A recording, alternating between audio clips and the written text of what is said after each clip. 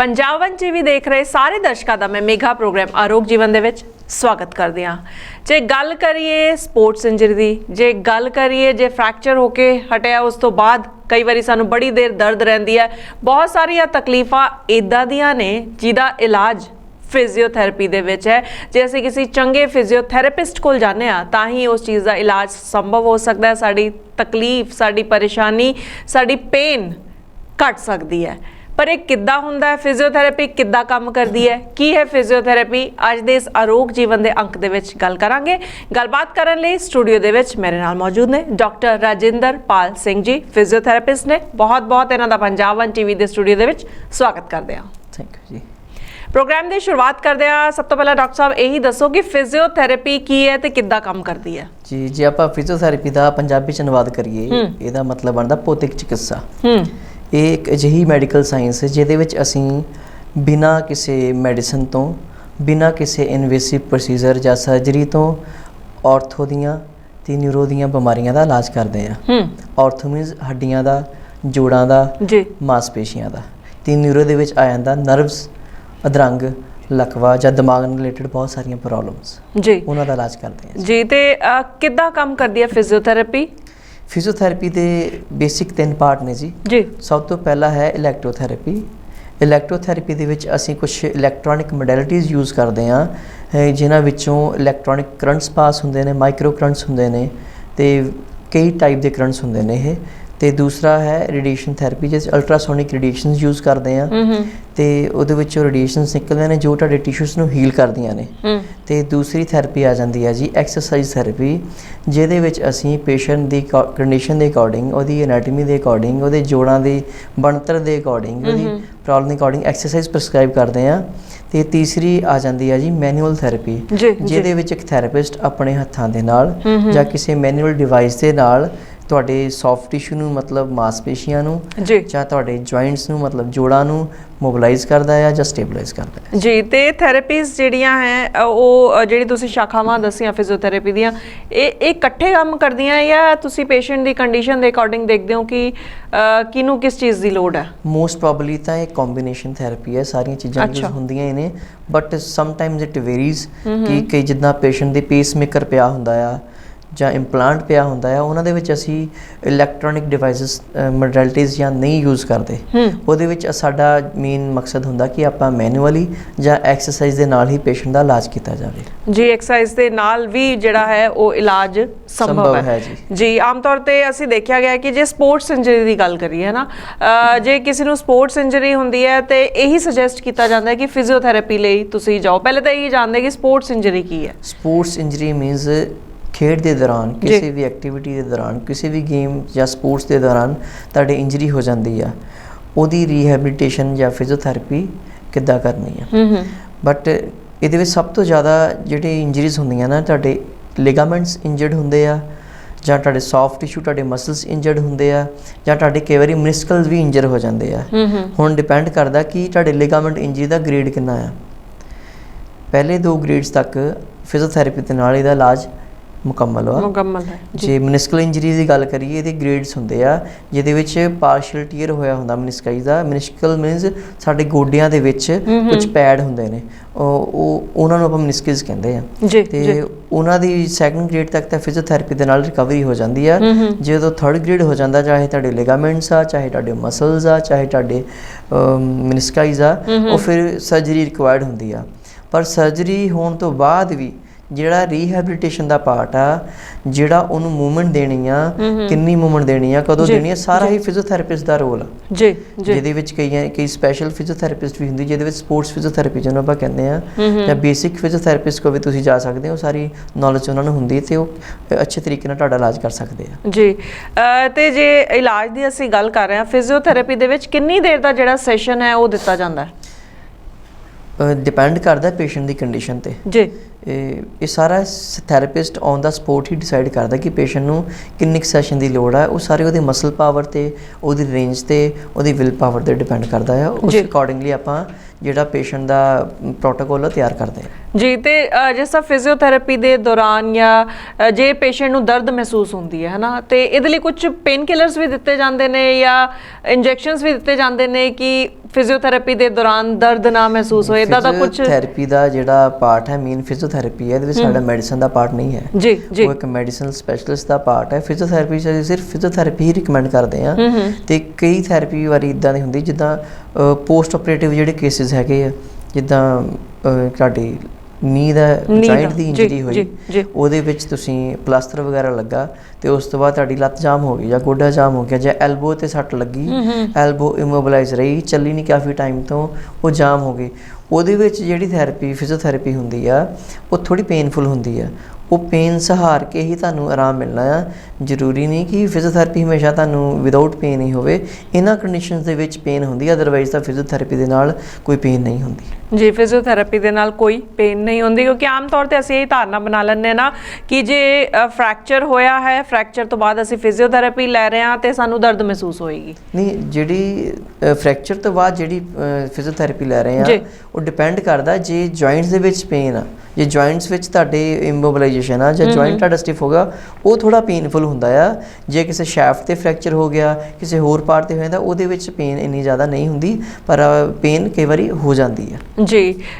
ਤੇ ਡਾਕਟਰ ਸਾਹਿਬ, ਆਮ ਇਹ ਦੇਖਣ ਦੇ ਵਿੱਚ ਆਇਆ ਕਿ ਇੱਕ ਉਮਰ ਤੋਂ ਬਾਅਦ ਕਿਹਾ ਜਾਂਦਾ ਹੈ ਕਿ ਹੁਣ ਤੁਸੀਂ ਗੋਡੇ ਬਦਲਵਾ ਲਓ, ਹੈ ਨਾ, ਤੁਹਾਡੇ ਗੋਡੇ ਹੁਣ ਜੇ ਬਦਲਵਾ ਲਓਗੇ ਤਾਂ ਜ਼ਿਆਦਾ ਆਰਾਮ ਰਹੇਗਾ, ਤੁਹਾਨੂੰ ਦਰਦ ਵੀ ਨਹੀਂ ਹੋਏਗੀ।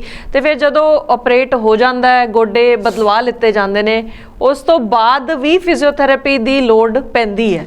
ਤੇ ਜਾਂ ਫਿਰ ਜੇ ਕਿਸੇ ਨੂੰ ਆਪਰੇਸ਼ਨ ਦੱਸਿਆ ਜਾਂਦਾ ਹੈ ਜਾਂ ਕਿਹਾ ਜਾਂਦਾ ਹੈ ਗੋਡੇ ਬਦਲਵਾਉਣ ਦੀ ਲੋੜ ਹੈ, ਜੇ ਉਸ ਤੋਂ ਪਹਿਲਾਂ ਹੀ ਅਸੀਂ ਫਿਜ਼ੀਓਥੈਰੇਪੀ ਕਰਾ ਲਈਏ ਜਾਂ ਕਰਦੇ ਰਹੀਏ ਤੇ ਇਹ ਵੀ ਹੋ ਸਕਦਾ ਹੈ ਕਿ ਸਰਜਰੀ ਨਾ ਹੋਵੇ ਜਾਂ ਲੋੜ ਨਾ ਪਏ ਗੋਡੇ ਬਦਲਵਾਉਣ ਦੀ? ਸਭ ਤੋਂ ਪਹਿਲਾਂ ਤਾਂ ਆਪਾਂ ਦੇਖੀਏ ਕਿ ਗੋਡਿਆਂ 'ਚ ਪੇਨ ਹੁੰਦੀ ਕਿਉਂ ਆ।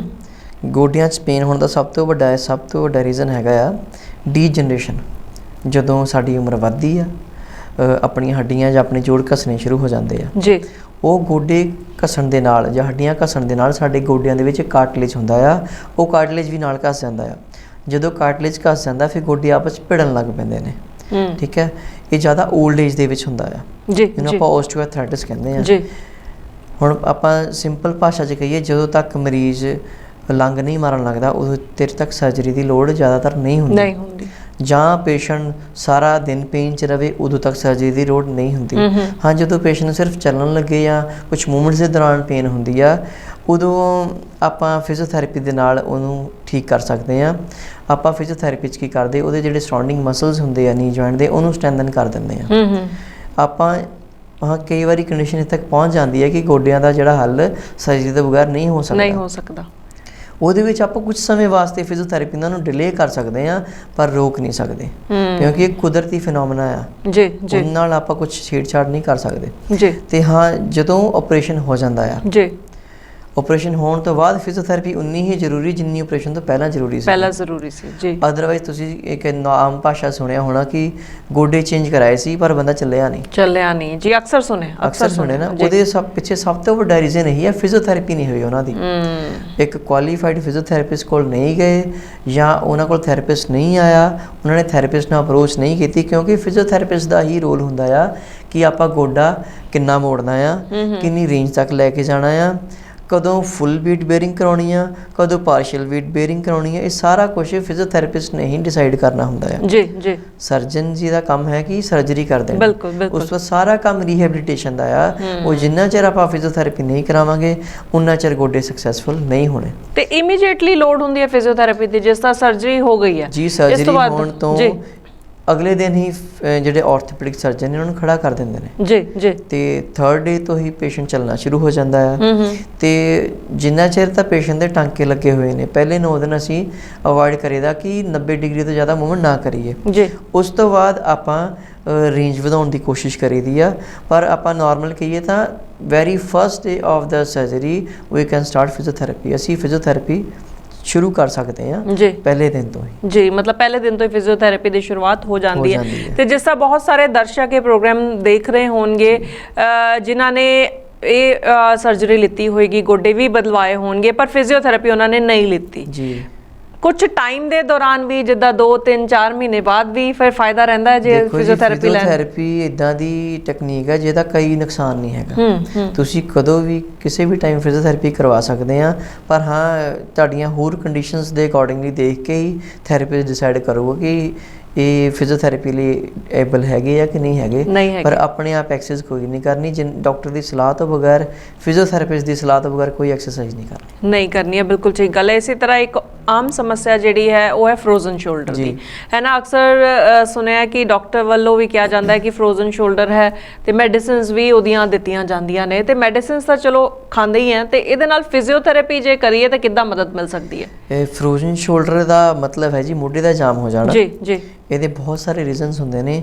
ਇਹਨਾਂ ਵਿੱਚੋਂ ਕੁਝ ਕੁ ਰੀਜ਼ਨ, ਜਿਵੇਂ ਪੇਸ਼ੈਂਟ ਦਾ ਕਿਤੇ ਐਕਸੀਡੈਂਟ ਹੋ ਗਿਆ, ਪੇਸ਼ੈਂਟ ਗਿਰ ਗਿਆ, ਉਹ ਫਿਰ ਉਹਦੀ ਬਾਂਹ ਕਾਫੀ ਹਫ਼ਤਿਆਂ ਵਾਸਤੇ ਜਾਂ ਮਹੀਨੇ ਵਾਸਤੇ ਇਮੋਬਿਲਾਈਜ਼ ਰਹੀ, ਉਹ ਚੱਲੀ ਨਹੀਂ। ਉਸ ਤੋਂ ਬਾਅਦ ਮੋਢਾ ਜਾਮ ਹੋਣਾ ਲਾਜ਼ਮੀ ਆ, ਤੇ ਮੋਢਾ ਜਾਮ ਜਿਹੜਾ ਆ ਪੇਸ਼ੈਂਟ ਥੋੜਾ ਪੇਨਫੁਲ ਹੁੰਦਾ ਆ। ਇਹਦੀਆਂ ਵੀ ਸਟੇਜਸ ਹੁੰਦੀਆਂ ਨੇ ਜੀ, first stage, second stage, third stage. ਪਹਿਲੀ 2 ਸਟੇਜ ਤੱਕ ਤਾਂ ਫਿਜ਼ੀਓਥੈਰੇਪਿਸਟ ਇਹਨੂੰ ਅੱਛੇ ਤਰੀਕੇ ਨਾਲ ਹੈਂਡਲ ਕਰ ਸਕਦਾ, ਠੀਕ ਹੈ। ਤੇ ਫਿਜ਼ੀਓਥੈਰੇਪੀ ਦਾ ਹੀ ਮੇਨ ਰੋਲ ਹੈ ਇਹਦੇ ਵਿੱਚ। ਤੇ ਦੂਸਰਾ ਰੀਜ਼ਨ ਹੈਗਾ ਆ ਮੋਢਾ ਜਾਮ ਹੋਣ ਦਾ, ਡਾਇਬਟਿਕ ਪੇਸ਼ੈਂਟ ਜਿਹੜੇ ਨੇ, ਡਾਇਬਟਿਕ ਹੋਣ ਦੇ ਕਰਕੇ ਉਹਨਾਂ ਦੇ ਮੋਢਿਆਂ ਦੇ ਵਿੱਚ ਗੱਠਾਂ ਬਣਨੀਆਂ ਸ਼ੁਰੂ ਹੋ ਜਾਂਦੀਆਂ ਨੇ, ਜਿਹਦੇ ਕਰਕੇ ਜਿਹਨੂੰ ਆਪਾਂ ਅਡਹੀਜ਼ਨਸ ਕਹਿੰਦੇ ਆ। ਉਹ ਅਡਹੀਜ਼ਨਸ ਕਿੱਦਾਂ ਬ੍ਰੇਕ ਕਰਨੀਆਂ ਨੇ, ਉਹ ਥੈਰੇਪਿਸਟ ਨੇ ਹੀ ਉਸ ਜੁਆਇੰਟ ਨੂੰ ਮੋਬਿਲਾਈਜ਼ ਕਰਨਾ ਆ, ਕਿੱਦਾਂ ਰੀਹੈਬਿਲਿਟੇਟ ਕਰਨਾ ਆ। ਅਲੱਗ-ਅਲੱਗ ਟੈਕਨੀਕਸ ਹੁੰਦੀਆਂ ਨੇ, ਕੁਝ ਸਾਡੀਆਂ PNF ਟੈਕਨੀਕਸ ਹੁੰਦੀਆਂ ਨੇ, ਕੁਝ ਮਸਲ ਐਨਰਜੀ ਟੈਕਨੀਕਸ ਹੁੰਦੀਆਂ ਨੇ, ਜੁਆਇੰਟ ਨੂੰ ਮੋਬਿਲਾਈਜ਼ ਕਰਨ ਦੀ ਟੈਕਨੀਕ ਹੁੰਦੀ ਆ, ਜਿਵੇਂ ਮੋਲਗਨ ਹੋ ਗਿਆ, ਮੇਕਲੈਂਡ ਹੋ ਗਿਆ। ਡਿਪੈਂਡ ਕਰਦਾ ਤੁਸੀਂ ਕਿਹੜਾ ਟਾਈਪ ਯੂਜ਼ ਕਰਦੇ ਆ, ਥੈਰੇਪਿਸਟ 'ਤੇ ਡਿਪੈਂਡ ਕਰਦਾ ਆ। ਪਰ ਫਰੋਜ਼ਨ ਸ਼ੋਲਡਰ ਦੇ ਵਿੱਚ ਫਿਜ਼ੀਓਥੈਰੇਪਿਸਟ ਦਾ ਬਹੁਤ ਹੀ ਅਹਿਮ ਰੋਲ ਆ। ਜੇ ਕਿਸੇ ਵੀ ਪੇਸ਼ੈਂਟ ਨੂੰ ਫਰੋਜ਼ਨ ਸ਼ੋਲਡਰ ਹੈ, ਉਹਨੂੰ ਪਹਿਲਾਂ ਫਿਜ਼ੀਓਥੈਰੇਪਿਸਟ ਦੇ ਨਾਲ ਹੀ ਮੁਲਾਕਾਤ ਕਰਨੀ ਚਾਹੀਦੀ ਹੈ। ਇਹਦੇ ਵਿੱਚ ਇਹਦਾ ਬਹੁਤ ਹੀ ਮੁਕੰਮਲ ਇਲਾਜ ਹੈ। ਟਾਈਮ ਤਾਂ ਥੋੜਾ ਲੱਗ ਜਾਂਦਾ, ਪਰ ਪੇਸ਼ੈਂਟ ਠੀਕ ਹੋ ਜਾਂਦਾ ਹੈ ਜੀ। ਆਪਣੀ ਗੱਲਬਾਤ ਇਸੇ ਤਰ੍ਹਾਂ ਕਰਦੇ ਰਵਾਂਗੇ। ਪ੍ਰੋਗਰਾਮ ਚੱਲ ਰਿਹਾ ਜੀ ਆਰੋਗ ਜੀਵਨ। ਆਰੋਗ ਜੀਵਨ ਦੇ ਵਿੱਚ ਮਿਲਦੇ ਇੱਕ ਛੋਟੇ ਜਿਹੇ ਬ੍ਰੇਕ ਤੋਂ ਬਾਅਦ। ਸਾਡਾ ਆਪਣਾ ਖਾਦਿਮ ਜੂਲਰ, ਵਿਆਹ ਹੋਵੇ ਪੁੱਤ ਦਾ ਜਾਂ ਫਿਰ ਹੋਵੇ ਧੀ ਦਾ, ਆਪਣਿਆਂ ਦਾ ਪਿਆਰ ਤੇ ਵਿਸ਼ਵਾਸ, ਤੁਹਾਡਾ ਆਪਣਾ ਖਾਦਿਮ ਜੂਲਰ। ਪਿਆਰ ਹੋਵੇਗਾ ਤੁਹਾਡਾ ਤੇ ਵਿਸ਼ਵਾਸ ਹੋਵੇਗਾ ਸਾਡਾ। ਜੇਕਰ ਤੁਸੀਂ ਵੀ ਚਾਹੁੰਦੇ ਹੋ ਆਪਣੀ ਜ਼ਿੰਦਗੀ 'ਚ ਹੀਰੇ ਵਰਗੀ ਚਮਕ, ਚਾਹੁੰਦੇ ਹੋ ਕੀਮਤੀ ਪਲਾਂ ਨੂੰ ਖੂਬਸੂਰਤ ਬਣਾਉਣਾ, ਤਾਂ ਫਿਰ ਜਲਦੀ ਪਹੁੰਚੋ ਖਾਦਿਮ ਜੂਲਰ, ਜਿੱਥੇ ਤੁਹਾਨੂੰ ਨਵੇਂ ਡਿਜ਼ਾਈਨਸ ਦੇ ਨਾਲ ਮਿਲਣਗੇ ਪਿਓਰ ਤੇ ਖੂਬਸੂਰਤ ਗਹਿਣੇ। ਸ਼ੁੱਧਤਾ ਤੇ ਭਰੋਸੇ ਦਾ ਨਾਂ ਹੈ ਸਿਰਫ ਤੇ ਸਿਰਫ ਖਾਦਿਮ ਜੂਲਰ। ਗੱਲ ਮੈਰਿਜ ਰਿੰਗ ਦੀ ਹੋਵੇ ਜਾਂ ਫਿਰ ਹੋਵੇ ਕੰਨਾਂ ਦੇ ਝੁਮਕਿਆਂ ਦੀ, ਜਾਂ ਫਿਰ ਹੋਵੇ ਗਲ ਦੇ ਰਾਣੀ ਹਾਰ ਦੀ, ਗੱਲ ਹੋਵੇ ਹੱਥਾਂ ਦੇ ਖੂਬਸੂਰਤ ਚੂੜੀਆਂ ਦੀ, ਤੁਹਾਡੀਆਂ ਖੁਸ਼ੀਆਂ ਦੇ ਵਿੱਚ ਖਰੇ ਸੋਨੇ ਵਾਂਗ ਚਮਕਦਾ ਏ ਖਾਦਿਮ ਜੂਲਰ। ਹਰ ਪ੍ਰਕਾਰ ਦੇ ਗਹਿਣਿਆਂ ਦੀ ਇੱਕ ਵੱਡੀ ਰੇਂਜ ਤੇ ਅਨਬਲੀਵੇਬਲ ਪ੍ਰਾਈਸ। ਤਾਂ ਫਿਰ ਹੈ ਨਾ ਖੁਸ਼ਖਬਰੀ, ਰਿਸ਼ਤਿਆਂ ਦੀਆਂ ਤੰਦਾਂ ਨੂੰ ਸੁਨਹਿਰੀ ਅਤੇ ਪਿਆਰ ਭਰੀਆਂ ਗੰਢਾਂ ਦੇਣ ਲਈ ਖਾਦਿਮ ਜੂਲਰ ਆਪਦੀ ਸੇਵਾ ਦੇ ਵਿੱਚ ਹਾਜ਼ਰ ਹੈ। ਰਿਸ਼ਤਿਆਂ ਦੀ ਬੁੱਕਲ ਨੂੰ ਹੋਰ ਮਜ਼ਬੂਤ ਕਰਨ ਦੇ ਲਈ ਹਮੇਸ਼ਾ ਤਿਆਰ ਤੁਹਾਡਾ ਆਪਣਾ ਖਾਦਿਮ ਜੂਲਰ। ਖਾਦਿਮ ਜੂਲਰ ਦੀ ਵੰਨ-ਸੁਵੰਨਤਾ ਤੁਹਾਡੀ ਰਿਸ਼ਤਿਆਂ ਨੂੰ ਪਿਆਰ ਭਰੇ ਰੰਗ ਦੇ ਵਿੱਚ ਹਮੇਸ਼ਾ ਤੁਹਾਡੇ ਨਾਲ। ਵੈਰਾਈਟੀ ਅਤੇ ਕੁਆਲਿਟੀ ਦੇ ਨਾਲ ਕੋਈ ਸਮਝੌਤਾ ਨਹੀਂ। ਹਮੇਸ਼ਾ ਆਪਣੇ ਪਿਆਰਿਆਂ ਦੀ ਸੇਵਾ ਦੇ ਵਿੱਚ ਹਾਜ਼ਰ। ਆਪਣੇ ਚਾਵਾਂ, ਉਮੰਗਾਂ ਤੇ ਖੁਸ਼ੀਆਂ ਨੂੰ ਪੂਰਾ ਕਰਨ ਦੇ ਲਈ ਪਹੁੰਚੋ ਆਪਣੇ ਸਭ ਤੋਂ ਪੁਰਾਣੇ ਤੇ ਸਭ ਤੋਂ ਪਪੂਲਰ ਜੂਲਰ, ਜਿਸ ਦਾ ਨਾਮ ਹੈ ਖਾਦਿਮ ਜੂਲਰ। ਤੁਹਾਡੇ ਆਪਣੇ ਸ਼ਹਿਰ Sacramento 7386 Stockton Boulevard, Suite L, Sacramento 95823। ਅਸੀਂ ਲਗਾਤਾਰ ਗੱਲਬਾਤ ਕਰ ਰਹੇ ਹਾਂ ਕਿ ਫਿਜ਼ੀਓਥੈਰੇਪੀ ਕਿੱਦਾਂ ਕੰਮ ਕਰਦੀ ਹੈ ਤੇ ਜੇ ਅਸੀਂ ਚੰਗੇ ਫਿਜ਼ੀਓਥੈਰੇਪਿਸਟ ਕੋਲ ਜਾਂਦੇ ਹਾਂ, ਫਿਜ਼ੀਓਥੈਰੇਪੀ ਲੈਂਦੇ ਹਾਂ ਤਾਂ ਕਿੱਦਾਂ ਤੰਦਰੁਸਤ ਰਹਿ ਸਕਦੇ ਹਾਂ। ਤੇ ਡਾਕਟਰ ਰਾਜਿੰਦਰਪਾਲ ਸਿੰਘ ਜੀ ਸਟੂਡੀਓ ਦੇ ਵਿੱਚ ਅੱਜ ਸਾਡੇ ਨਾਲ ਨੇ, ਲਗਾਤਾਰ ਗੱਲਬਾਤ ਕਰ ਰਹੇ ਹਾਂ। ਤੇ ਡਾਕਟਰ ਸਾਹਿਬ, ਜੇ ਕਿਸੇ ਨੇ ਤੁਹਾਨੂੰ ਕੰਟੈਕਟ ਕਰਨਾ ਹੋਵੇ, ਕੋਈ ਤੁਹਾਡੇ ਤੋਂ ਜਾਣਕਾਰੀ ਲੈਣੀ ਹੋਏ ਤਾਂ ਕਿੱਦਾਂ ਲੈ ਸਕਦਾ ਫਿਰ? ਜੀ, ਤੁਸੀਂ ਮੇਰਾ ਇੰਡੀਆ ਦਾ ਨੰਬਰ ਨੋਟ ਕਰ ਸਕਦੇ ਆ ਜੀ। 98722 92808 98722 92808।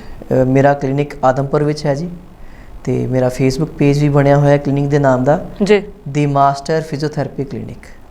ਤੇ ਤੁਸੀਂ ਮੇਰੇ ਦਿੱਤੇ ਹੋਏ ਨੰਬਰਾਂ ਤੇ ਕਿਸੇ ਵੀ ਟਾਈਮ ਸੰਪਰਕ ਕਰ ਸਕਦੇ ਹੋ ਜੀ, ਤੇ ਆਪਣੇ ਕੋਈ ਵੀ ਪਰੇਸ਼ਾਨੀ ਹੈ ਉਹਦਾ ਹੱਲ ਮੇਰੇ ਤੋਂ ਪੁੱਛ ਸਕਦੇ ਹੋ ਜੀ। ਲਗਾਤਾਰ ਅਸੀਂ ਗੱਲਬਾਤ ਕਰ ਰਹੇ ਹਾਂ ਤੇ ਇੱਕ ਹੋਰ ਇੱਥੇ ਗੱਲ ਕਰਨੀ ਬਣਦੀ ਹੈ ਕਿ ਪ੍ਰੈਗਨੈਂਸੀ ਦੀ ਜੇ ਮੈਂ ਗੱਲ ਕਰਾਂ, ਪ੍ਰੈਗਨੈਂਸੀ ਤੋਂ ਪਹਿਲਾਂ ਜਾਂ ਡਿਲੀਵਰੀ ਤੋਂ ਬਾਅਦ ਜੀ ਇਸ ਸਮੇਂ ਦੌਰਾਨ ਵੀ ਫਿਜ਼ੀਓਥੈਰੇਪੀ ਲਿੱਤੀ ਜਾ ਸਕਦੀ ਹੈ? ਜੀ ਬਿਲਕੁਲ। ਪ੍ਰੈਗਨੈਂਸੀ ਤੋਂ ਕੁਝ ਮੰਥ ਪਹਿਲਾਂ ਆਪਾਂ ਨੂੰ ਜ਼ਰੂਰਤ ਹੁੰਦੀ ਮਸਲ ਨੂੰ ਸਟਰੋਂਗ ਕਰਨ ਦੀ, ਉਹਦੇ ਵਿੱਚ ਫਿਜ਼ੀਓਥੈਰੇਪੀ ਦਾ ਇੱਕ ਅਹਿਮ ਰੋਲ ਆ।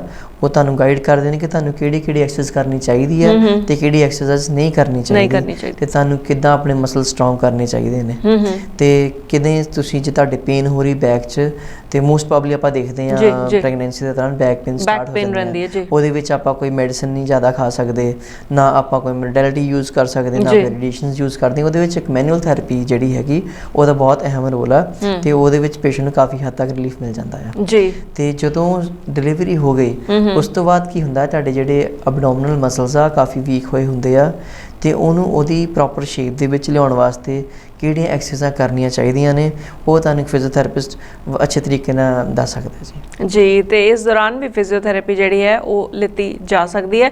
ਤੇ ਜਦੋਂ ਅਸੀਂ ਫਿਜ਼ੀਓਥੈਰੇਪੀ ਲੈਂਦੇ ਹਾਂ, ਹੈ ਨਾ, ਜਦੋਂ ਤੁਸੀਂ ਸੈਸ਼ਨ ਦੇਣ ਜਾਂਦੇ ਹੋ ਜਾਂ ਕਲੀਨਿਕ ਤੇ ਆਉਂਦੇ ਨੇ ਤੁਹਾਡੇ ਕੋਲ ਪੇਸ਼ੈਂਟ, ਉਸ ਵੇਲੇ ਕੁਝ ਇਹ ਵੀ ਮਤਲਬ ਦੇਖਿਆ ਜਾਂਦਾ ਹੈ ਕਿ ਉਹਨਾਂ ਜਿੱਦਾਂ ਅਸੀਂ ਐਕਸਰਸਾਈਜ਼ ਜਾਂ ਯੋਗਾ ਲੈਂਦੇ ਹਾਂ ਤਾਂ ਸਾਨੂੰ ਕਿਹਾ ਜਾਂਦਾ ਕਿ ਪੇਟ ਖਾਲੀ ਰੱਖਣਾ ਹੈ, ਇੰਨੀ ਦੇਰ ਤੁਸੀਂ ਕੁਝ ਨਹੀਂ ਖਾਣਾ, ਤੇ ਫਿਜ਼ੀਓਥੈਰੇਪੀ ਦੇ ਵਿੱਚ ਵੀ ਇੱਦਾਂ ਤੁਸੀਂ ਸੁਜੈਸਟ ਕਰਦੇ ਹੋ?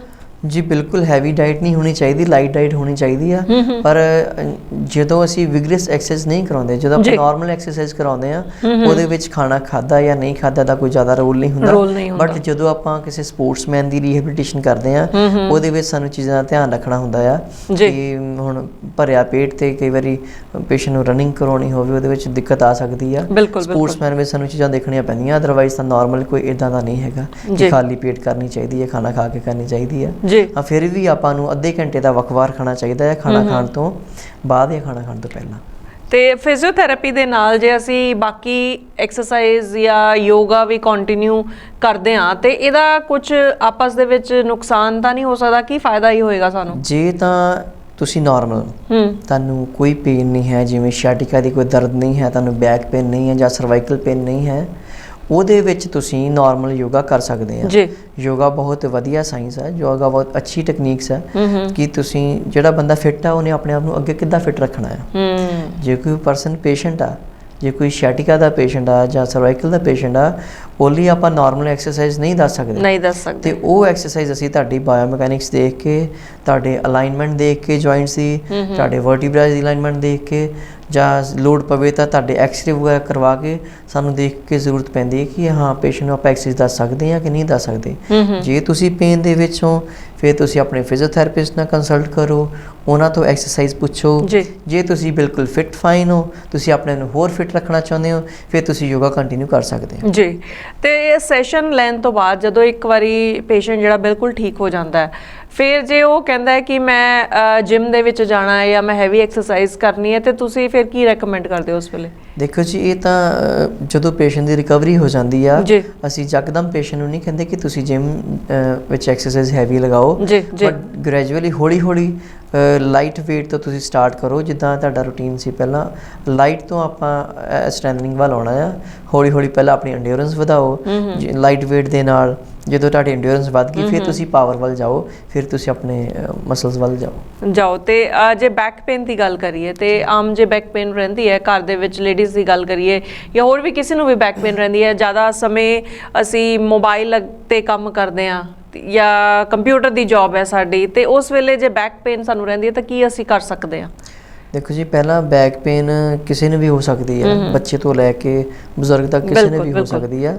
ਤੇ ਜੇ ਨਾਰਮਲ ਬੈਕ ਪੇਨ ਤੁਹਾਡੇ ਸਿਰਫ ਮਸਲ ਸਟਿਫ ਨੇ, ਤੁਹਾਨੂੰ ਕਮਰ 'ਚ ਨਾਰਮਲ ਦਰਦ ਆ, ਹੋਰ ਕੋਈ ਦਿੱਕਤ ਨਹੀਂ ਹੈਗੀ, ਤੁਸੀਂ ਆਈਸ ਪੈਕਸ ਵੀ ਰੱਖ ਸਕਦੇ ਆ ਜਾਂ ਗਰਮ ਪਾਣੀ ਦੇ ਨਾਲ ਟਕੋਰ ਵੀ ਕਰ ਸਕਦੇ ਆ।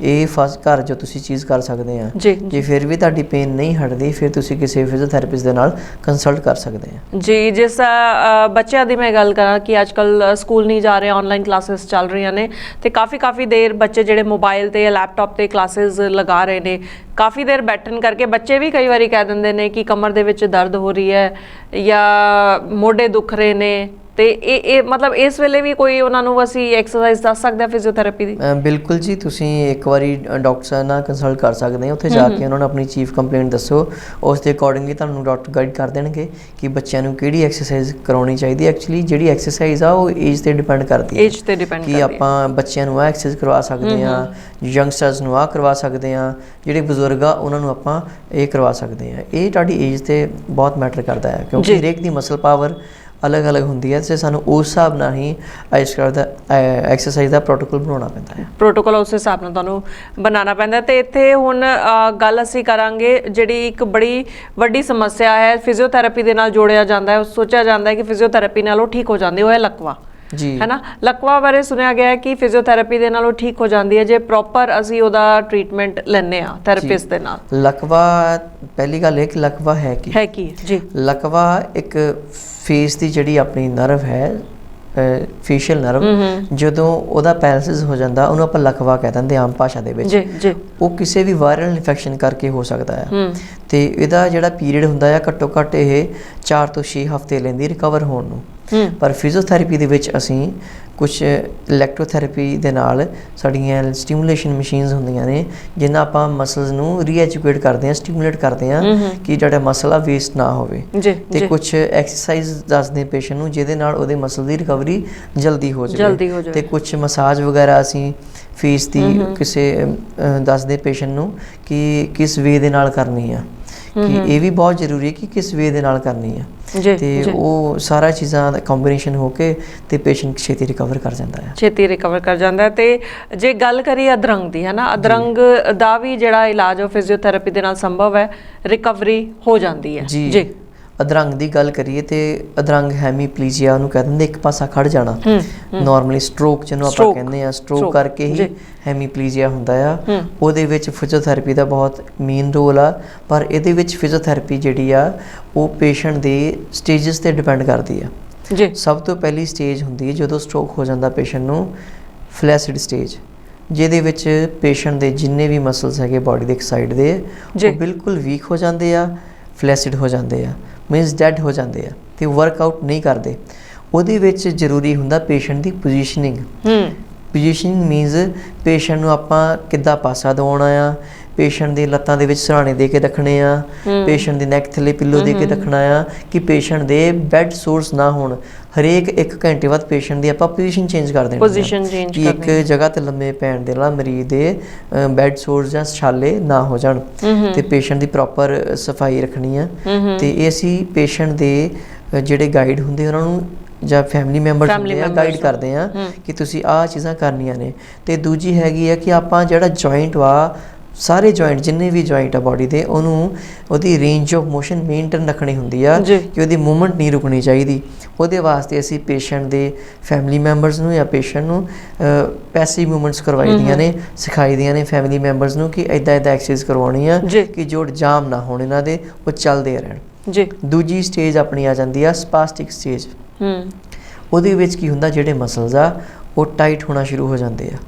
ਜਿਹੜੇ ਟਾਈਟ ਮਸਲਸ ਆ ਉਹਦੀ ਹੁਣ ਆਪਾਂ ਉਹਦਾ ਇਲਾਜ ਕਿਸ ਤਰ੍ਹਾਂ ਕਰਨਾ, ਉਹਦੇ ਵਿੱਚ ਆਪਾਂ ਸਟ੍ਰੈਚਿੰਗ ਵਗੈਰਾ ਜਾਂ ਹੋਰ ਐਕਸਰਸਾਈਜ਼ ਪੇਸ਼ੈਂਟ ਨੂੰ ਸਿਖਾਈ ਦੀਆਂ ਨੇ ਜਾਂ ਥੈਰੇਪਿਸਟ ਖੁਦ ਕਰਵਾਉਂਦਾ ਆ ਤੇ ਵੇਰੀ ਕਰਦਾ ਉੱਤੇ ਕਿਹੜੀ ਮੋਡੈਲਿਟੀ ਹੁਣ ਯੂਜ਼ ਕਰਨੀ ਹੈ। ਸਾਰਾ ਕੁਝ ਥੈਰੇਪਿਸਟ ਹੀ ਡਿਸਾਈਡ ਕਰਦਾ, ਪਰ ਨਾਲ ਦੇ ਨਾਲ ਪੇਸ਼ੈਂਟ ਦੇ ਫੈਮਿਲੀ ਮੈਂਬਰਸ ਨੂੰ ਵੀ ਗਾਈਡ ਕਰ ਦਿੰਦੇ ਕਿ ਆਹ ਐਕਸਰਸਾਈਜ਼ ਕਰਵਾਉਣੀ ਹੈ। ਤੇ ਤੀਜੀ ਸਟੇਜ ਆ ਜਾਂਦੀ ਰਿਕਵਰੀ ਫੇਜ਼, ਜਿਹਦੇ ਵਿੱਚ ਮਰੀਜ਼ ਰਿਕਵਰ ਹੋਣਾ ਸ਼ੁਰੂ ਹੋ ਜਾਂਦਾ, ਪਰ ਪ੍ਰੋਪਰ ਜਿਹੜੀ ਉਹਦੀ ਮਸਲ ਸਿਨਰਜੀ ਹੈ ਨਾ ਉਹ ਪ੍ਰੋਪਰ ਨਹੀਂ ਬਣਦੀ। ਕਈ ਵਾਰੀ ਪੇਸ਼ੈਂਟ ਆਪਾਂ ਦੇਖਾਂਗੇ ਕਿ ਜੋ ਸਾਡਾ ਨੋਰਮਲ ਪੈਟਰਨ ਆ ਉਸ ਤੋਂ ਅਬਨੋਰਮਲ ਪੈਟਰਨ 'ਚ ਮੂਵਮੈਂਟਸ ਕਰਦਾ ਆ। ਉਹ ਨੋਰਮਲ ਪੈਟਰਨ ਹੀ ਆਪਾਂ ਪੇਸ਼ੈਂਟ ਨੂੰ ਸਿਖਾਉਣਾ ਹੁੰਦਾ ਰਿਕਵਰੀ ਫੇਜ਼ ਦੇ ਵਿੱਚ। ਉਹ ਰਿਕਵਰੀ ਫੇਜ਼ ਜਦੋਂ ਪੇਸ਼ੈਂਟ ਬਾਹਰ ਆ ਜਾਂਦਾ ਤੇ ਪੇਸ਼ੈਂਟ ਬਿਲਕੁਲ ਰਿਕਵਰ ਹੋ ਜਾਂਦਾ ਤੇ ਆਪਣੇ ਜ਼ਿੰਦਗੀ ਦੇ ਜਿਹੜੇ ਰੋਜ਼ਮਰਾ ਦੇ ਕੰਮ ਆ ਉਹ ਕਰਨ ਲੱਗ ਪੈਂਦਾ ਹੈ ਤੇ ਲਾਈਫ ਜੀਂਦਾ ਹੈ। ਤੇ ਡਾਕਟਰ ਸਾਹਿਬ ਕਈ ਵਾਰ ਇਦਾਂ ਵੀ ਹੁੰਦਾ ਨਾ ਕਿ ਪੇਸ਼ੈਂਟ ਦੇ ਘਰ ਦੇ ਜਾਂ ਆਪ ਪੇਸ਼ੈਂਟ ਵੀ ਹਿੰਮਤ ਛੇਤੀ ਹਾਰ ਜਾਂਦੇ ਨੇ, ਹੈ ਨਾ, ਥੋੜੇ ਜਿਹੇ ਸੈਸ਼ਨ ਲੈਣ ਤੋਂ ਬਾਅਦ ਕਿ ਸਾਨੂੰ ਫਰਕ ਨਹੀਂ ਪੈ ਰਿਹਾ, ਅਸੀਂ ਫਿਜ਼ੀਓਥੈਰੇਪੀ ਹੋਰ ਨਹੀਂ ਲੈਣੀ, ਜਾਂ ਫਿਰ ਕਿਉਂ ਨਹੀਂ ਫਰਕ ਪੈ ਰਿਹਾ, ਇਦਾਂ ਦੇ ਡਾਊਟਸ ਜਿਹੜੇ ਆ ਉਹ ਮਨ ਦੇ ਵਿੱਚ ਆਉਂਦੇ ਨੇ। ਕਿਉਂ ਨਹੀਂ ਫਰਕ ਪੈ ਰਿਹਾ, ਇਹਦਾ ਸਭ ਤੋਂ ਵੱਡਾ ਜਿਹੜਾ ਕਾਰਨ ਹੈਗਾ ਆ ਉਹ ਹੈ ਪੇਸ਼ੈਂਟ ਦੀ ਕੰਡੀਸ਼ਨ ਕੀ ਆ, ਉਹਦੀ ਜਿਹੜੀ ਬਿਮਾਰੀ ਦੀ ਮਕਦਾਦ ਕਿੰਨੀ ਆ, ਉਹ ਕਿੰਨੀ ਕੁ ਸੀਵੀਅਰਟੀ ਕਿੰਨੀ ਆ, ਕਿੰਨੀ ਕੁ ਸੀਵੀਅਰ ਆ ਪ੍ਰੋਬਲਮ। ਇੱਕ ਤਾਂ ਜੇ ਤਾਂ ਪੇਸ਼ੈਂਟ ਦਾ ਜਿਹੜਾ ਸਟ੍ਰੋਕ ਆ ਸਿਰਫ ਕਲੌਟ ਵਾਲਾ ਆ, ਉਹਦੇ ਨਾਲ ਰਿਕਵਰੀ ਥੋੜੀ ਜਲਦੀ ਹੋ ਜਾਂਦੀ ਆ। ਜੇ ਹੈਮਰੇਜਿਕ ਤੁਹਾਨੂੰ ਸਟ੍ਰੋਕ ਆ ਉਹਨਾਂ ਰਿਕਵਰੀ ਥੋੜੀ ਲੇਟ ਹੁੰਦੀ ਆ। ਪਰ ਫਿਰ ਵੀ ਆਪਾਂ ਐਵਰੇਜ ਟਾਈਮ ਲਗਾਈਏ 4 ਤੋਂ 6 ਮੰਥ ਨਾਰਮਲ ਲੱਗਦੇ ਪੇਸ਼ੈਂਟ ਨੂੰ ਰਿਕਵਰ ਹੋਣ ਨੂੰ, ਇਸ ਤੋਂ ਜ਼ਿਆਦਾ ਟਾਈਮ ਵੀ ਲੱਗ ਸਕਦਾ ਆ। ਮੇਰੀ ਦਰਸ਼ਕਾਂ ਅੱਗੇ ਇਹੀ ਬੇਨਤੀ ਆ ਕਿ ਜਿੰਨਾ ਟਾਈਮ ਥੈਰੇਪਿਸਟ ਤੁਹਾਨੂੰ ਨਹੀਂ ਕਹਿੰਦੇ ਐਕਸਰਸਾਈਜ਼ ਛੱਡਣ, ਤੁਹਾਨੂੰ ਐਕਸਰਸਾਈਜ਼ ਜਾਂ ਫਿਜ਼ੀਓਥੈਰੇਪੀ ਕਰਾਉਣੀ ਬੰਦ ਨਹੀਂ ਕਰਾਉਣੀ ਚਾਹੀਦੀ, ਉਹਨੂੰ ਲਗਾਤਾਰ ਰੱਖੋ ਤਾਂ ਜੋ ਪੇਸ਼ੈਂਟ ਆਪਣਾ ਫੁੱਲ ਰਿਕਵਰੀ ਆਵੇ। ਟਾਈਮ ਲੈਂਦੀ ਚੀਜ਼ ਇਹ ਕੋਈ ਮਹੀਨੇ ਦਾ 15-20 ਦਿਨ ਦਾ ਕੰਮ ਨਹੀਂ, ਇਹ 5-6 ਮਹੀਨੇ ਲੱਗ ਜਾਂਦੇ ਨਾਰਮਲੀ ਐਟਲੀਸਟ, ਕਿਉਂਕਿ ਪਹਿਲੇ ਸਾਲ ਦੇ ਵਿੱਚ ਜਿੰਨੀ ਮੈਕਸਿਮਮ ਰਿਕਵਰੀ ਹੋ ਜਾਵੇ ਉਨੀ ਹੋ ਜਾਵੇ, ਉਸ ਤੋਂ ਬਾਅਦ ਰਿਕਵਰੀ ਘਟ ਜਾਂਦੀ ਆ ਜੇ ਆਪਾਂ ਐਕਸਰਸਾਈਜ਼ ਨਹੀਂ ਕਰਦੇ। ਜੇ ਆਪਾਂ ਐਕਸਰਸਾਈਜ਼ ਕਰਦੇ ਰਹਿੰਦੇ ਆ, ਫਿਜ਼ੀਓਥੈਰੇਪੀ ਕਰਵਾਉਂਦੇ ਰਹਿੰਦੇ ਆ, ਤੇ ਤੁਹਾਡੀ ਜਿਹੜੀ ਰਿਕਵਰੀ ਆ ਉਹ ਫਾਸਟ ਹੋ ਜਾਂਦੀ ਹੈ ਜੀ। ਇਸ ਲਈ ਜੇ ਅਸੀਂ ਫਿਜ਼ੀਓਥੈਰੇਪਿਸਟ ਨਾਲ ਜੁੜ ਕੇ ਰਹਿੰਦੇ ਹਾਂ, ਲਗਾਤਾਰ ਸੈਸ਼ਨ ਅਟੈਂਡ ਕਰਦੇ ਹਾਂ, ਕਲੀਨਿਕ ਤੇ ਜਾਂਦੇ ਹਾਂ ਜਾਂ ਫਿਜ਼ੀਓਥੈਰੇਪਿਸਟ ਸਾਡੇ ਘਰ ਆਉਂਦੇ, ਤੇ ਰਿਕਵਰੀ ਜਿਹੜੀ ਹੈ ਉਹ ਜਲਦੀ ਹੋ ਸਕਦੀ ਹੈ। ਭਾਵੇਂ ਅਸੀਂ ਲਕਵੇ ਦੀ ਗੱਲ ਕਰੀਏ ਜਾਂ ਅਧਰੰਗ ਦੀ ਗੱਲ ਕਰੀਏ, ਸਪੋਰਟਸ ਇੰਜਰੀ ਦੀ ਗੱਲ ਕਰੀਏ, ਫਰੋਜ਼ਨ ਸ਼ੋਲਡਰ ਦੀ ਗੱਲ ਕਰੀਏ ਜਾਂ ਗੱਲ ਕਰੀਏ ਸਰਵਾਈਕਲ ਦੀ, ਹੈ ਨਾ। ਸਰਵਾਈਕਲ ਦੀ ਸਮੱਸਿਆ ਵੀ ਜਿੱਦਾਂ ਬਹੁਤ ਕਾਮਨ ਹੈ, ਅਸੀਂ ਦੇਖਦੇ ਹਾਂ ਕਿ ਕਾਫੀ ਲੋਕ ਜਿਹੜੀ ਸਰਵਾਈਕਲ ਦੀ ਸਮੱਸਿਆ ਦਾ ਸ਼ਿਕਾਰ ਹੋ ਰਹੇ ਨੇ, ਤੇ ਫਿਜ਼ੀਓਥੈਰੇਪੀ ਦੇ ਨਾਲ ਪੂਰੀ ਤਰ੍ਹਾਂ ਇਹਦਾ ਇਲਾਜ ਸੰਭਵ ਹੈ। ਜੀ ਬਿਲਕੁਲ, ਮੈਂ ਦਰਸ਼ਕਾਂ ਨੂੰ ਇਹ ਗੱਲ ਕਹਿਣੀ ਚਾਹੂੰਗਾ ਕਿ ਜਿਹੜੀ ਸਰਵਾਈਕਲ ਪੇਨ ਜਾਂ ਨੈਕ ਪੇਨ ਆ, ਕੋਈ ਕਮਰ ਦਰਦ ਹੈ, ਕੋਈ ਬਿਮਾਰੀ ਨਹੀਂ ਹੈ, ਇਹ ਸਾਡੀਆਂ ਹੀ ਪੈਦਾ ਕੀਤੀਆਂ ਹੋਈਆਂ ਪ੍ਰੋਬਲਮਸ ਨੇ। ਇਹ ਸਾਡੇ ਬੈਡ ਪੋਸਚਰ ਕਰਕੇ ਜਾਂ ਸਾਡੀ ਪ੍ਰੋਲੌਂਗ ਸਿਟਿੰਗ ਕਰਕੇ ਜਾਂ ਲੈਕ ਆਫ ਐਕਸਰਸਾਈਜ਼ ਕਰਕੇ ਸਭ ਤੋਂ ਵੱਡੀ ਗੱਲ ਇਹ ਹੈ। ਸਾਨੂੰ ਆਪਣਾ ਪੋਸਚਰ ਠੀਕ ਰੱਖਣਾ ਚਾਹੀਦਾ ਆ, ਤੇ ਆਪਣੀ ਥੋੜੀ ਬਹੁਤ ਐਕਸਰਸਾਈਜ਼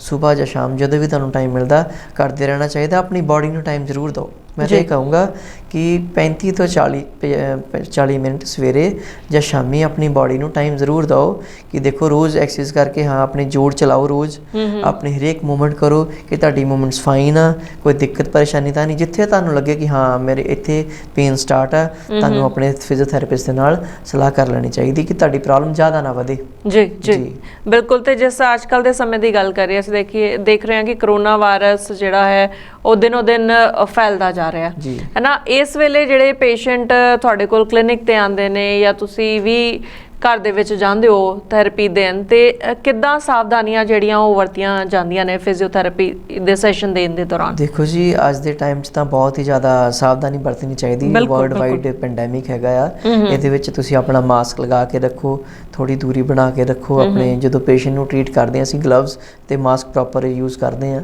ਤੇ ਇਹਨਾਂ ਚੀਜ਼ਾਂ ਦੀ ਸਾਵਧਾਨੀ ਰੱਖਣੀ ਚਾਹੀਦੀ ਆ, ਕਿਉਂਕਿ ਇਹ ਕਰੋਨਾ ਕਿਸੇ ਨੂੰ ਵੀ ਹੋ ਸਕਦਾ ਹੈ। ਤੇ ਆਪਣੇ ਬੱਚਿਆਂ ਨੂੰ, ਆਪਣੇ ਬਜ਼ੁਰਗਾਂ ਨੂੰ ਇਸ ਬਿਮਾਰੀ ਤੋਂ ਬਚਾ ਕੇ ਰੱਖੋ ਤੇ ਪ੍ਰੀਕਾਸ਼ਨ ਜ਼ਰੂਰ ਲਓ। ਸਰਕਾਰ ਰੋਜ਼ ਰੇਡੀਓ ਤੇ ਟੀਵੀ ਤੇ ਹੋਰ ਚੈਨਲਸ ਤੇ ਤੁਹਾਨੂੰ ਵੀ ਦੱਸਦੀ ਕਿ ਕਿੱਦਾਂ ਆਪਾਂ ਕਰੋਨਾ ਤੋਂ ਬਚਣਾ ਹੈ, ਤੇ ਉਹਨਾਂ ਇੰਸਟਰਕਸ਼ਨਸ ਨੂੰ, ਗਵਰਨਮੈਂਟ ਦੀਆਂ ਸਾਰੀਆਂ ਇੰਸਟਰਕਸ਼ਨਸ ਨੂੰ ਫੋਲੋ ਕਰੋ ਤਾਂ ਜੋ ਆਪਾਂ ਇਹਨਾਂ ਪ੍ਰੋਬਲਮ ਤੋਂ ਬਚ ਸਕੀਏ। ਬਿਲਕੁਲ, ਅਸੀਂ ਹੁਣ ਇਸ ਚੀਜ਼ ਨੂੰ ਚੰਗੀ ਤਰ੍ਹਾਂ ਸਮਝ ਚੁੱਕੇ ਹਾਂ ਨਾ। ਇਹ ਚੀਜ਼ਾਂ ਜਿੱਦਾਂ ਮਾਸਕ ਲਾਉਣਾ, ਸੈਨੀਟਾਈਜ਼ਰ ਦੀ ਵਰਤੋਂ ਸਾਡੀ ਜ਼ਿੰਦਗੀ ਦਾ ਹੁਣ ਅੰਗ ਬਣ ਚੁੱਕੇ ਨੇ। ਅਸੀਂ ਇਹਨਾਂ ਦੀ ਰੂਟੀਨ ਦੇ ਵਿੱਚ ਵਰਤੋਂ ਕਰ ਰਹੇ ਹਾਂ, ਤੇ ਇਹਦੇ ਨਾਲ ਹੀ ਬਚਾਅ ਹੈ ਨਾ। ਕਹਿੰਦੇ ਬਚਾਅ 'ਚ ਹੀ ਬਚਾਅ। ਜੇ ਅਸੀਂ ਆਪਣਾ ਬਚਾਅ ਕਰਾਂਗੇ ਤੇ ਪਰਿਵਾਰ ਦਾ ਬਚਾਅ ਕਰ ਸਕਦੇ ਹਾਂ, ਤੇ ਸਾਰਿਆਂ ਦਾ ਬਚਾਅ ਜਿਹੜਾ ਉਹ ਕਰ ਸਕਦੇ ਹਾਂ। ਤੇ ਲਗਾਤਾਰ ਅਸੀਂ ਫਿਜ਼ੀਓਥੈਰੇਪੀ ਦੀ ਗੱਲ ਕਰ ਰਹੇ ਹਾਂ, ਤੇ ਹੁਣ ਗੱਲ ਇਹ ਕਰਦੇ ਹਾਂ ਕਿ ਘਰ ਦੇ ਵਿੱਚ ਜੇ ਸਾਨੂੰ ਕੁਝ ਛੋਟੀ ਮੋਟੀ ਪ੍ਰੋਬਲਮ ਆਉਂਦੀ ਹੈ, ਤੇ ਅਸੀਂ ਆਪਣੇ ਆਪ ਵੀ ਫਿਜ਼ੀਓਥੈਰੇਪੀ ਕਰ ਸਕਦੇ। ਜਿੱਦਾਂ ਮੋਚ ਆ ਜਾਂਦੀ ਹੈ ਜਾਂ ਕੋਈ ਵੀ ਪ੍ਰੋਬਲਮ ਸਾਨੂੰ ਆਉਂਦੀ ਹੈ, ਕਿਤੇ ਪੇਨ ਹੁੰਦੀ ਹੈ, ਤੇ ਅਸੀਂ ਆਪਣੇ ਆਪ ਵੀ ਇਹ ਥੈਰੇਪੀ ਕਰ ਸਕਦੇ ਹਾਂ ਕਿਤੇ YouTube ਤੇ ਦੇਖ ਕੇ ਜਾਂ ਫੋਨ ਤੇ ਪੁੱਛ ਕੇ ਕਿਸੇ ਤੋਂ। ਦੇਖੋ ਜੀ, ਬਹੁਤ ਪੁਰਾਣੀ ਕਹਾਵਤ ਆ, ਨੀਮ ਹਕੀਮ ਖਤਰਾ ਜਾਨ। ਸੋ ਇਹ ਜਿਹੜੇ ਪੁਰਾਣੇ ਬਜ਼ੁਰਗਾਂ ਦੇ ਤੱਥ ਆ, ਇਹ ਕਦੀ ਗਲਤ ਨਹੀਂ ਹੋ ਸਕਦੇ। ਸੋ ਆਪਣੀ ਮਰਜ਼ੀ ਦੇ ਨਾਲ ਕਦੀ ਜਾਂ YouTube ਤੋਂ ਦੇਖ ਕੇ ਜਾਂ ਕਿਸੇ ਹੋਰ ਚੈਨਲ ਤੋਂ ਦੇਖ ਕੇ ਕੋਈ ਵੀ ਇਲਾਜ ਨਹੀਂ ਕਰਨਾ ਚਾਹੀਦਾ, ਕਿਉਂਕਿ ਇੱਕ ਜੋ ਫਿਜ਼ੀਓਥੈਰੇਪਿਸਟ ਹੁੰਦਾ ਆ ਉਹਨੂੰ ਇਸ ਚੀਜ਼ ਬਾਰੇ ਪ੍ਰੋਪਰ ਨੌਲੇਜ ਹੁੰਦੀ ਆ। ਉਹਨੂੰ ਪਤਾ ਹੁੰਦਾ ਵੇਅਰ ਟੂ ਡੂ ਤੇ where not to do, what to do, what not to do, ਹੈ ਨਾ। ਇਹ ਸਾਨੂੰ ਨਹੀਂ ਪਤਾ ਹੁੰਦਾ। ਹੁਣ ਜਿਵੇਂ ਕਿ ਹੁਣ ਕੋਈ ਟੀਵੀ ਦਾ ਕੇਸ ਆ ਗਿਆ ਸਾਡੇ ਕੋਲ, ਉਹਨੂੰ ਸਪਾਈਨ ਦੀ ਟੀਵੀ ਹੋ ਗਈ, ਆਪਾਂ ਸੋਚਿਆ ਦਰਦ ਵਾ ਦੇ ਸਿਰਫ ਬੈਕ ਪੇਨ ਹੀ ਆ, ਸਿੰਪਟਮ ਤਾਂ ਇਹੀ ਹੋਣੇ ਆ, ਪਰ ਆਪਾਂ ਨੂੰ ਇਹ ਥੋੜੀ ਪਤਾ ਕਿ ਆਪਾਂ ਪੇਸ਼ੈਂਟ ਨੂੰ ਇਹ ਵੀ ਪੁੱਛਣਾ ਕਿ ਤੁਹਾਨੂੰ ਬੁਖਾਰ ਚੜ੍ਹਦਾ ਆ, ਤੁਹਾਨੂੰ ਕੋਈ ਇਨਫੈਕਸ਼ਨ ਹੋਈ ਆ ਜਾਂ ਪੁਰਾਣੀ ਕੋਈ ਹਿਸਟਰੀ ਆ। ਆਪਾਂ ਕਹਿਣਾ ਜੀ ਚਲੋ ਮੈਂ ਨੈਟ ਤੇ ਦੇਖਿਆ ਸੀ, ਸੇਕ ਦੇ ਸਕਦੇ ਆ, ਸੇਕ ਦੇ ਲਓ। ਇਹਨਾਂ ਕੰਡੀਸ਼ਨ ਦੇ ਵਿੱਚ ਆਪਾਂ ਸੇਕ ਨਹੀਂ ਕਰ ਸਕਦੇ। ਕਿਸੇ ਪੇਸ਼ੈਂਟ ਨੂੰ ਲੋਕਲਾਈਜ਼ ਟਿਊਮਰ ਆ, ਸਵੈਲਿੰਗ ਹੋ ਗਈ, ਨਹੀਂ ਹਟ ਰਹੀ, ਆਪਾਂ ਕਹਿਣਾ ਯਾਰ ਸਵੈਲਿੰਗ ਆ, ਤੁਸੀਂ ਤੇ ਹੌਟ ਪੈਕ ਲਗਾ ਲਓ। ਉਸ ਕੰਡੀਸ਼ਨ ਵਿੱਚ ਵੀ ਆਪਾਂ ਹੌਟ ਪੈਕ ਨਹੀਂ ਲਗਾ ਸਕਦੇ। ਕਈ ਪੇਸ਼ੈਂਟ ਦੇ ਪੇਸਮੇਕਰ ਪਿਆ ਹੁੰਦਾ ਆ, ਉਸ ਕੰਡੀਸ਼ਨ ਦੇ ਵਿੱਚ ਵੀ ਆਪਾਂ ਉਹਨਾਂ ਤੇ ਇਲੈਕਟ੍ਰੋਨਿਕ ਡਿਵਾਈਸ ਸਾਡੀ ਕੋਈ ਯੂਜ਼ ਨਹੀਂ ਕਰ ਸਕਦੇ, ਕੋਈ ਵੀ ਮਸ਼ੀਨ ਨਹੀਂ ਯੂਜ਼ ਕਰ ਸਕਦੇ। ਇਸ ਕਰਕੇ ਸਾਨੂੰ ਫਿਜ਼ੀਓਥੈਰੇਪਿਸਟ ਕੋਲ ਹੀ ਜਾਣਾ ਚਾਹੀਦਾ ਆ ਤੇ ਉਹਦੀ ਸਲਾਹ ਤੋਂ ਬਗੈਰ ਫਿਜ਼ੀਓਥੈਰੇਪੀ ਜਾਂ ਕੋਈ ਵੀ ਇੱਦਾਂ ਦਾ ਟ੍ਰੀਟਮੈਂਟ YouTube ਤੋਂ ਦੇਖ ਕੇ ਨਹੀਂ ਕਰਨਾ ਚਾਹੀਦਾ। ਜੀ ਬਿਲਕੁਲ, ਨੀਮ ਹਕੀਮ ਖਤਰਾ ਹੈ ਜਾਨ। ਅਕਸਰ ਫਾਇਦੇ ਦੀ ਜਗ੍ਹਾ ਸਾਨੂੰ ਨੁਕਸਾਨ ਹੋ ਜਾਂਦਾ ਹੈ। ਇਸ ਲਈ ਅਸੀਂ ਆਪਣੇ ਖਾਸ ਪ੍ਰੋਗਰਾਮ ਆਰੋਗ ਜੀਵਨ ਦੇ ਵਿੱਚ ਖਾਸ ਤੌਰ ਤੇ ਬੁਲਾਇਆ ਡਾਕਟਰ ਰਜਿੰਦਰਪਾਲ ਜੀ ਨੂੰ। ਲਗਾਤਾਰ ਗੱਲਬਾਤ ਕਰ ਰਹੇ ਹਾਂ ਫਿਜ਼ੀਓਥੈਰੇਪੀ ਬਾਰੇ। ਇਹਨਾਂ ਨੇ ਬਹੁਤ ਸਾਰੀਆਂ ਗੱਲਾਂ ਦੱਸੀਆਂ ਤੇ ਆਸ ਕਰਦੇ ਹਾਂ ਕਿ ਇਹਨਾਂ ਸਾਰੀਆਂ ਗੱਲਾਂ ਦਾ ਸਾਡੇ ਦਰਸ਼ਕਾਂ ਨੂੰ ਜ਼ਰੂਰ ਫਾਇਦਾ ਹੋਏਗਾ। ਤੁਸੀਂ ਸਟੂਡੀਓ ਦੇ ਵਿੱਚ ਆਏ, ਆਪਣਾ ਕੀਮਤੀ ਸਮਾਂ ਕੱਢਿਆ, ਤੁਹਾਡਾ ਬਹੁਤ ਬਹੁਤ ਸ਼ੁਕਰੀਆ। ਥੈਂਕ ਯੂ ਜੀ।